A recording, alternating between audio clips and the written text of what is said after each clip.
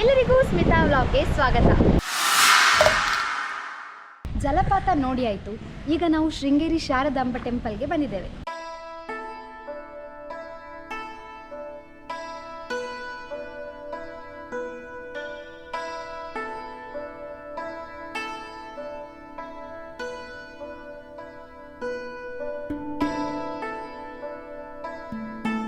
ಕರ್ನಾಟಕ ರಾಜ್ಯದ ಸುಂದರವಾದ ಪಟ್ಟಣಗಳಲ್ಲಿ ಶೃಂಗೇರಿಯೂ ಒಂದಾಗಿದೆ. ಇದು ತುಂಗಾ ನದಿಯ ದಡದಲ್ಲಿದೆ ಮತ್ತು ಹಿಂದೂ ಧರ್ಮದ ಪ್ರಮುಖ ಯಾತ್ರಾ ಸ್ಥಳವಾಗಿದೆ. ಇಲ್ಲಿ ಶಾರದಾಂಬ ದೇವಾಲಯ ಮತ್ತು ವಿದ್ಯಾಶಂಕರ ದೇವಾಲಯಗಳಿವೆ. ನಾವು ಇವತ್ತು ಶೃಂಗೇರಿ ದೇವಸ್ಥಾನಕ್ಕೆ ಬಂದಿದ್ದೀವಿ. ಇಲ್ಲಿ ಏನಂತೇಳಿದರೆ, ದೇವಸ್ಥಾನಕ್ಕೆ ಹೋಗೋ ಮುಂಚೆ ನಾವು ಚಪ್ಪಲನ್ನು ಇಟ್ಟೋಗ್ಬೇಕು. ಇಲ್ಲಿ ಒಂದು ಪ್ಲೇಸ್ ಇದೆ, ಇಲ್ಲಿ ನೋಡಿ, ಇಲ್ಲಿ ಚಪ್ಪಲನ್ನು ಕೊಡಬೇಕು. ಇಲ್ಲಿ 5 ರೂಪಾಯಿ ಚಾರ್ಜ್ ಮಾಡ್ತಾರೆ. ನೆಕ್ಸ್ಟ್ ಟೆಂಪಲಿಂದ ಹೊರಗೆ ಬಂದ ಮೇಲೆ ಇಲ್ಲಿ ಒಂದು ಚೀಟಿಯನ್ನು ಕೊಡ್ತಾರೆ. ಅದು ರಿಟರ್ನ್ ಕೊಟ್ಟರೆ ನಮಗೆ ಅದು ಚಪ್ಪಲನ್ನು ವಾಪಸ್ ಕೊಡ್ತಾರೆ.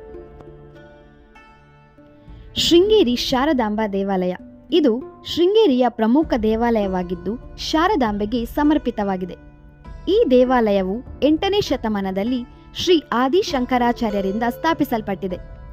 ಶೃಂಗೇರಿಯಲ್ಲಿ ಆದಿಶಂಕರಾಚಾರ್ಯರು ತಾಯಿ ಶಾರದೆಯನ್ನು ಪ್ರತಿಷ್ಠಾಪಿಸಿ ಮಠವನ್ನು ಸ್ಥಾಪಿಸಲು ಕಾರಣ ಏನು?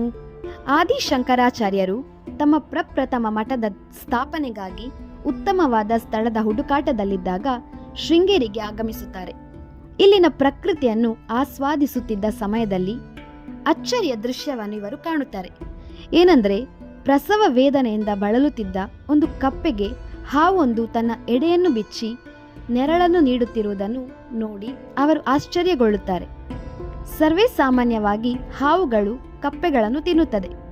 ಆದರೆ ಇಲ್ಲಿ ಹಾವೊಂದು ಕಪ್ಪೆಯನ್ನು ರಕ್ಷಿಸುವ ದೃಶ್ಯವನ್ನು ನೋಡಿ ಶತ್ರುಗಳು ಮಿತ್ರರಾಗಿರುವುದನ್ನು ನೋಡಿ ಈ ಸ್ಥಳದಲ್ಲಿ ದೈವಿ ಶಕ್ತಿ ಇರಬೇಕೆಂದು ಭಾವಿಸಿ ಇದೇ ಸ್ಥಳದಲ್ಲಿ ಪ್ರಪ್ರಥಮ ಮಠವನ್ನು ಸ್ಥಾಪಿಸುತ್ತಾರೆ. ಈಗಲೂ ಕೂಡ ಶೃಂಗೇರಿಯಲ್ಲಿ ಹಾವು ಕಪ್ಪೆಗೆ ರಕ್ಷಣೆ ನೀಡುವ ಕಲ್ಲಿನ ಆಕೃತಿಯನ್ನು ನಾವು ಕಾಣಬಹುದಾಗಿದೆ. ಇದನ್ನು ಕಪ್ಪೆ ಶಂಕರ ಗುಡಿ ಎಂದು ಕರೀತಾರೆ. ದೇವಾಲಯದ ವಾಸ್ತುಶಿಲ್ಪ ನೋಡಿದ್ರೆ, ದೇವಾಲಯವು ಸಾಂಪ್ರದಾಯಿಕ ದಕ್ಷಿಣ ಭಾರತೀಯ ಶೈಲಿಯಲ್ಲಿ ನಿರ್ಮಿಸಲಾಗಿದೆ. ಎತ್ತರದ ಪ್ರವೇಶ ದ್ವಾರಗಳು, ಕಂಬಗಳುಳ್ಳ ಸಭಾಂಗಣಗಳು ಮತ್ತು ವಿವರವಾದ ಶಿಲ್ಪಕಲೆಗಳನ್ನು ಹೊಂದಿದೆ. ಇಲ್ಲಿ ದೇವತೆ ಶಾರದಾಂಬೆಯು ಸುಂದರವಾದ ಅಲಂಕಾರಗಳೊಂದಿಗೆ ಗರ್ಭಗುಡಿಯಲ್ಲಿ ನೆಲೆಸಿದ್ದಾಳೆ. ಶಾರದಾಂಬಾ ದೇವಾಲಯದ ಪಕ್ಕದಲ್ಲಿರುವ ವಿದ್ಯಾಶಂಕರ ದೇವಾಲಯವು ಚೋಳ, ದ್ರಾವಿಡ, ನಾಗರ ಮತ್ತು ಚಾಲುಕ್ಯ ಶೈಲಿಗಳ ಸಂಯೋಜನೆಯನ್ನು ತೋರಿಸುತ್ತದೆ. ಇದರ ಪ್ರಮುಖ ವೈಶಿಷ್ಟ್ಯವೇನಂತ ಹೇಳಿದ್ರೆ, ಋಷಿ ಸ್ತಂಭಗಳು ಎಂದು ಕರೆಯಲ್ಪಡುವ 12 ಕಂಬಗಳು. ಪ್ರತಿಯೊಂದು ಕಂಬವು ರಾಶಿ ಚಕ್ರದ ಒಂದು ಚಿಹ್ನೆಯನ್ನು ಪ್ರತಿನಿಧಿಸುತ್ತದೆ.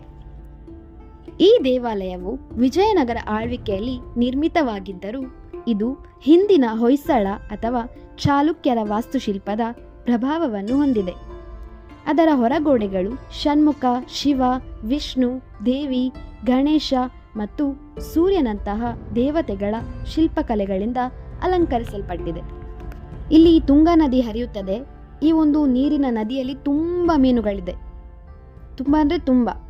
ಇಲ್ಲಿ ಜನರು ಬರ್ತಾರೆ, ದೇವಸ್ಥಾನಕ್ಕೆ ಬಂದವರು ಏನು ಮಾಡ್ತಾರೆ ಅಂತ ಹೇಳಿದರೆ, ಇಲ್ಲಿ ಮೀನುಗಳನ್ನು ನೋಡಲಿಕ್ಕೆ ಬರ್ತಾರೆ. ಅವರು ಮೀನಿಗೆ ಫುಡ್ ಹಾಕಿ ಆ ಮೀನು ತಿನ್ನುವುದನ್ನು ನೋಡಿ ಸಂತೋಷ ಪಡ್ತಾರೆ. ಅಷ್ಟೇ ಅಲ್ಲದೆ ಇಲ್ಲಿ ಭಕ್ತಾದಿಗಳಿಗೆ ಭೋಜನದ ವ್ಯವಸ್ಥೆ ಕೂಡ ಇದೆ. ಇಲ್ಲಿ ಅಕ್ಷರಾಭ್ಯಾಸ ಮಾಡಿಸ್ತಾರೆ.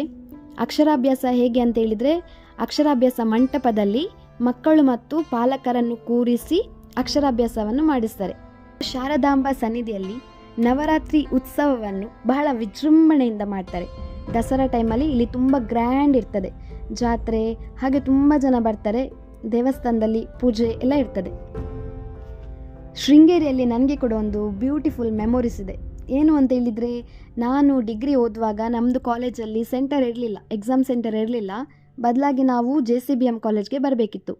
ಹಾಗೆ ನಾವು JCBM ಕಾಲೇಜಿಗೆ ಬರ್ತಿದ್ವಿ. ನಂತರ ಎಕ್ಸಾಮ್ ಎಲ್ಲ ಆದಮೇಲೆ ಅಲ್ಲಿಂದ ವಾಕೇಬಲ್ ಡಿಸ್ಟೆನ್ಸ್, ಸ್ವಲ್ಪ ನಡೆದು ಬರಬೇಕು. ನಾನು ನನ್ನ ಫ್ರೆಂಡ್ಸ್ ಎಲ್ಲ ಹೀಗೆ ನಡ್ಕೊಂಡು ಬಂದು ಚೆನ್ನಾಗಿ ಟೆಂಪಲ್ ಹತ್ರ ಹೋಗಿ ಮೀನೆಲ್ಲ ನೋಡಿ ಅದಕ್ಕೆ ಫುಡ್ಡೆಲ್ಲ ಹಾಕಿ ಎಲ್ಲ ಸುತ್ತಿ ಆದಮೇಲೆ ಊಟ ಮಾಡಿ ಹೋಗ್ತಾ ಇದ್ವಿ. ಹಾಗೆ ಖುಷಿ ಆಗ್ತಾಯಿತ್ತು. ನಾವು ಬ್ರಿಡ್ಜ್ ಹತ್ರ ಎಲ್ಲ ಹೋಗ್ತಿದ್ವಿ. ಏನೋ ಒಂಥರ ಒಳ್ಳೆ ಖುಷಿ ಆಗ್ತಾಯಿತ್ತು.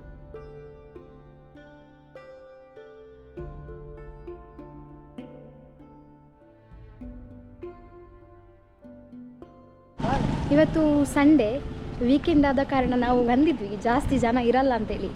ಆದರೆ ಅಲ್ಲಿ ಹೋಗುವಾಗ ತುಂಬ ಜನ ಇದ್ದರು, ತುಂಬ ಜನ. ಹಾಗೆ ಇದು ಜೋರು ಮಳೆ. ನಾವು ಯಾವಾಗ ಕೊಡೆ ಒಳಗೆ ಇಡ್ತೇವೆ ಆಗ ಮಳೆ ಸ್ಟಾರ್ಟ್ ಆಗ್ತದೆ, ಆಮೇಲೆ ಪಟ್ ಅಂತೇಳಿ ನಿಲ್ತದೆ. ಹಾಗೋ ಹೇಗೋ ಹೋಗಿ ಬಂದ್ವಿ. ತುಂಬ ಖುಷಿಯಾಯಿತು, ತುಂಬ ಸಮಯ ಆದಮೇಲೆ ಹೋಗಿದ್ದು. ಹಾಗೆ ದೇವಾಲಯವನ್ನು ವೀಕ್ಷಿಸಿ ಆದಮೇಲೆ ಬರುವಾಗ ಇಲ್ಲಿ ನಿಮಗೆ ಪಕ್ಕದಲ್ಲಿ ಒಂದು ಸುಂದರವಾದ ತೂಕು ಸೇತುವೆ ಕಾಣ್ತದೆ. ಇಲ್ಲಿ ಹೋಗಿ ನಿಂತರೆ ಉಂಟಲ್ವಾ, ತುಂಗಾ ನದಿಯನ್ನು ಸುಂದರವಾಗಿ ವೀಕ್ಷಿಸಬಹುದು. ಇಲ್ಲಿ ನೋಡಿ ಎಷ್ಟು ಜನ ಇದ್ದಾರೆ ಅಂತ ಹೇಳಿದರೆ, ಇವತ್ತು ತುಂಬ ಜನ ಇದ್ದಾರೆ. ತುಂಬ ಜನ ದೇವಸ್ಥಾನದಲ್ಲಿ ಕೂಡ ನೋಡಿದ್ರಲ್ವ ಎಷ್ಟು ಜನ ಇದ್ದಾರೆ ಅಂತೇಳಿ. ಇಲ್ಲಿ ಕೂಡ ತುಂಬ ಜನ ಇದ್ದಾರೆ ನೋಡಿ. ಎಲ್ಲರೂ ಇಲ್ಲಿ ದೇವಸ್ಥಾನಕ್ಕೆ ಬಂದವರು ಇಲ್ಲಿ ಬಂದೇ ಬರ್ತಾರೆ. ಈ ಒಂದು ಬ್ರಿಡ್ಜ್ ಹತ್ರ ಬಂದು ನೋಡಿ ಫೋಟೋ ಎಲ್ಲ ತೆಗೆದು ಹೋಗ್ತಾರೆ. ಹಾಗೆ ನಾನು ಕೂಡ ಬಂದೆ.